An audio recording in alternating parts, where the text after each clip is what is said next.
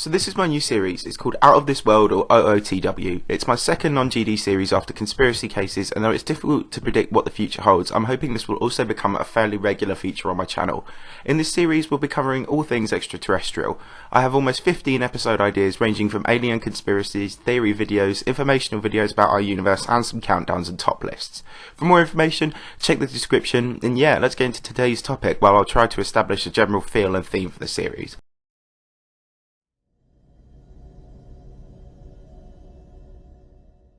The prospect of alien life visiting our Earth is something that has been a feature in science fiction for decades. We love the thought of aliens crossing the galaxies to come and observe our tiny blue planet, and this has subsequently spawned thousands of fantasists, theorists and believers to come forward with many, largely fake or misunderstood, reports of unidentified flying objects.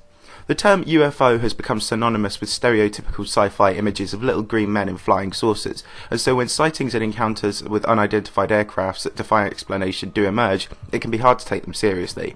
But over the last 30 years, more than a few compelling encounters have emerged, and at such a key time in our species' lifespan, where technology is on the verge of taking us to the stars and beyond, we really do need to start asking the question, are we alone? This, of course, is a rhetorical question. With 6 billion stars in our galaxy alone estimated to contain planets that can support life, and with several large exoplanets that we have already found the perfect conditions for life on, it would be ignorant to suggest that we are the only living creatures in the universe. What we're more interested in is intelligent alien life, more advanced than us, and what it plans to do with us when we cross its path. And that leads you to look at some of the compelling cases of UFO encounters and wonder if they are already here. If a specific alien species has visited Earth, then they possess capabilities that test the bounds of our grasps of science, and harnessing such technology will be instrumental to our own quest to get off our rocky, fragile planet and colonize elsewhere. Something that has been attempting to gauge a better understanding of such a concept is the US government. With the most well-funded military on the planet and technologies unmatched by any other world power, the concept of an extraterrestrial race visiting Earth is a very sensitive topic, and they would need to understand the motives behind such a voyage. They've had numerous projects that look into UFOs over the years, one being Project Blue Book, a program that spanned over a few decades and investigated over 12,000 reports and sightings of UFOs. Most of these turned out to be misinterpreted sightings of known aircrafts or natural phenomena, but none were determined to pose any threat to national security.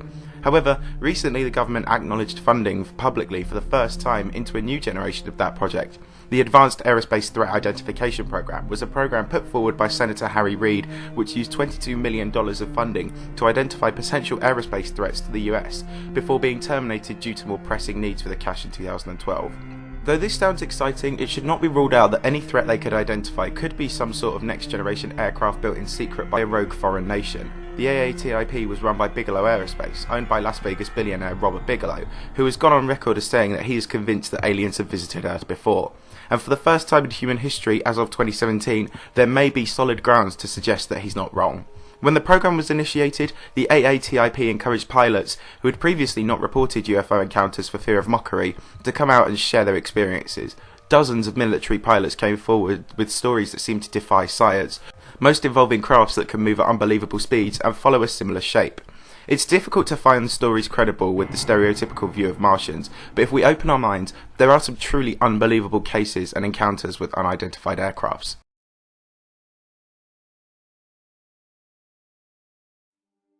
One such case, predating the AATIP, was the famous case in November 1986, in which a large cargo plane flying from Paris to Tokyo encountered an inexplicable craft that appeared to be following it.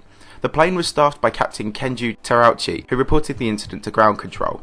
After studying the craft in front of them, they confirmed there was definitely something in the sky, and at some points it was getting much too close to be safe. The craft was described as being the shape of a walnut and largely white, and almost 2 times bigger than the cargo plane. Fearing their safety, Terauchi and his 2 colleagues requested a new flight path, and after doing a complete turn to change positions, the Anchorage Air Force Base in Alaska confirmed they could see some sort of craft on radar following the plane. After being asked if they'd like military intervention, the 3 men refused, and the plane landed away from its intended destination to refuel, so that Terauchi could file a report.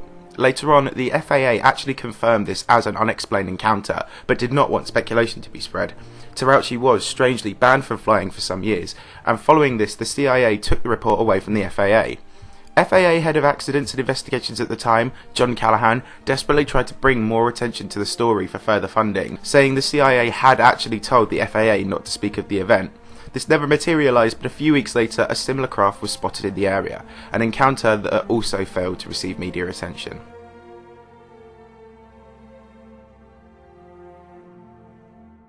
A 30-year-old story is prone to misinterpretation over the years, and like so many UFO cases has not actually had much in the way of credible government sources to back it up. So what about a sighting that has just that? In August 2017, the US government revealed an absolutely fascinating video that literally changed the game for UFO enthusiasts. It was recorded on the 14th of November 2004 and was recorded by one of 2 US fighter jets who was sent to investigate an unidentified erratic aircraft behaving in ways that almost defied physics. What was observed was a 40-foot long cylindrical craft that was fluctuating in positions on radar over the Pacific Ocean. It appeared at 80,000 feet on radar and dropped down to 20,000 very quickly, and at the end of the footage it rotates without any obvious force to drive it, and shoots away at speeds no known craft on Earth has ever even come close to. Former director of the AATIP, Luis Elizondo, has been on interview as saying that regardless of whether this craft was made by an extraterrestrial force or a foreign power, its manoeuvrability defied the bounds of any known craft with regards to G-force and air resistance, and the US government warned that this craft had capabilities the US military was incapable of defending itself against. And they were quoted as saying, "Science fiction is now science fact." Mr. Elizondo in a TV interview seemed to heavily imply that he believed the craft was not from Earth. Despite this, the AATIP was terminated in 2012, and Mr. Elizondo is now working on a community project named To the Stars, an organisation designed for crowdfunding research into UFOs, to try and uncover the truth behind what was seen that day.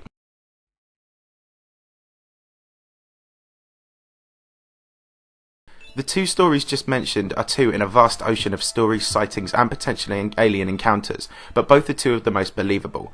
But let's for a second forget our impulse to dismiss such a story and assume these were both days mankind has encountered alien life on our planet. What can we conclude from this? Well, we can draw on a number of similarities between the 2 described aircrafts. If indeed these are alien crafts, it is almost a certainty that they are from the same species. It's mathematically very unlikely that we have more than one race advanced enough to observe us away from their home by such invasive means. So if an alien race was behind both crafts, then they seem to have some sort of fleet. Both these crafts conform to a somewhat similar UFO stereotype, but let's not forget that stereotype exists for a reason. The shapes described would most likely be robust, extremely aerodynamic and simplistic at the same time. Let's also not forget that aesthetics in transport is merely a human concept. Perhaps this civilization opts for functionality over fashion. This species has a grasp on science that we cannot even begin to understand, with their atmospheric crafts being capable of shooting across the sky and getting out of range at sight at alarming speeds. But if they've been here for decades, observing us across multiple ships, where would they be hiding? Well, some believe a number of extraterrestrial habitats, such as the dark side of the moon or Mars, and there have been conspiracy theories to suggest both of these. However, as Mr. Elizondo pointed out in an interview, this craft is capable of handling extreme force.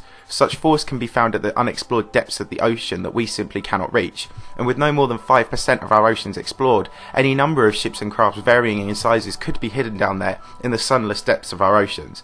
This is all speculation, but imagine if it were true. What if we were genuinely under observation by a species who has been monitoring our planet for decades? Well, this would almost certainly confirm warp or lightspeed travel possibilities, given there are no likely nearby candidate planets to harbour such a species, and we would have detected it if they were anywhere near us. The immediate worry that springs to mind would be their intentions. Would they mean to do us harm? Well, while we wouldn't know their true motives, I'd say it's fairly unlikely. If an alien species has the capability to travel round the galaxy, then anything they could want with Earth, be it living space or natural resources, could be found in much better abundance on other planets. Instead, they would probably want to observe us, to see our way of doing things. If they understand our technology, then maybe they would learn themselves. Besides, while humanity always seems to be war-oriented, if we found another species on a planet we discovered, wouldn't we want to observe it and see how it has come to evolve? It's all speculation at this point, but not entirely unlikely.